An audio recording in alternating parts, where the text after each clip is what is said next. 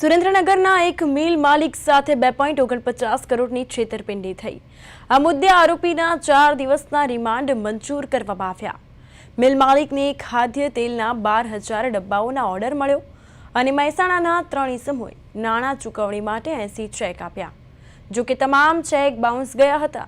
પોલીસે છેતરપિંડી આચરનાર મુખ્ય આરોપી રજનીકાંત પટેલની અટકાયત કરી હતી અને अन्य कोई छेतरपिंडीनो भोग बन्यो छे के केम ते अंगे तपास पण हाथ धराशे। तो पोलीसे रूपिया रिकवरी माटे रिमांड मांग्या। आखरे 4 दिवसना रिमांड मळता पोलीसे कड़क कार्यवाही अने पूछपरछ शरू करी छे।